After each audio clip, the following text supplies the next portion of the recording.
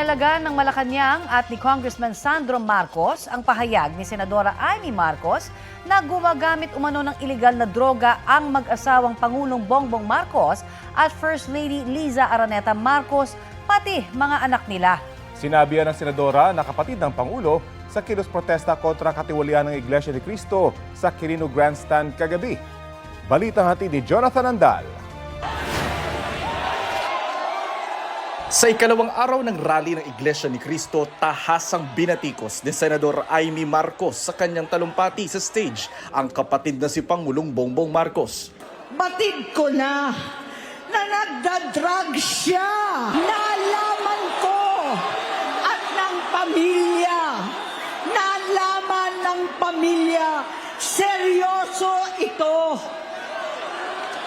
Minsan, kami ng Presidential Guard at Metro Gompa ang naglilinis tuwing nagpa-party po sila.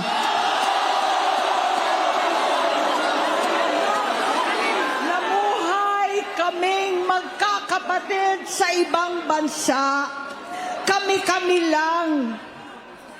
Kinumbinsi ko pa si Bongbong, pakasalan mo na si Lisa. Naisip ko noon, kapag nag-asawa siya, malalagay na sa tahimik at magkakaroon ng direksyon. Ang laki ng pagkakamali ko. Mas lumala ang kanyang pagkalulong sa droga.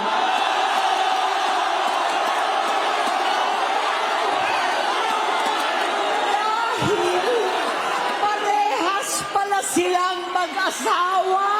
Noong 2016, kasabay ng kampanya ni dating Pangulong Duterte laban sa droga, lumabas ang pangalan ni Bongbong sa listahan. Nakasama siya sa listahan ng mga celebrities. Masinsinan kong kinausap si Pangulong Rodi. Halos manikluhod ako.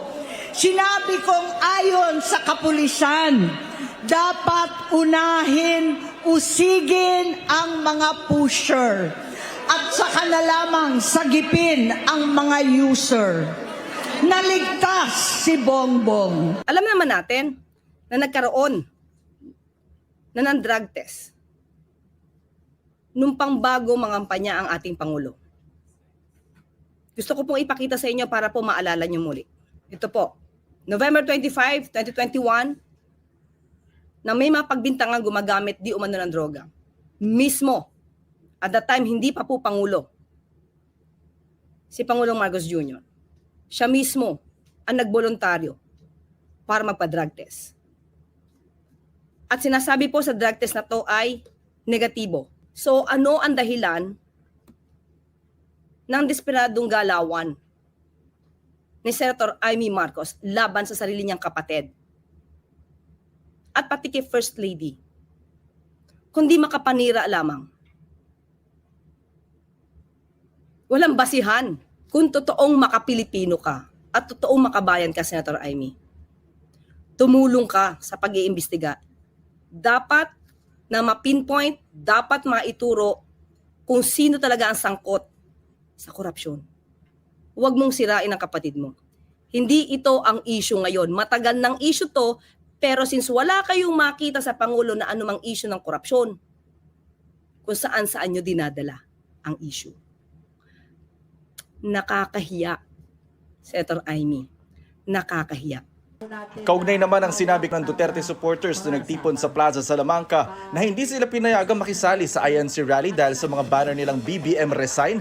Ayon kay INC spokesperson na si Ka Edwil Zabala, welcome sumali sa kanilang rally ang lahat basta hindi sila lilihis sa panawagang transparency, accountability at justice. 3 araw dapat ang INC rally pero tinapos na itong. Ayon kay Zabala, hindi na kinailangan ng 3 araw para maiparating ang mensahe nilang nananawagan para sa hustisya, accountability, transparency at kapayapaan.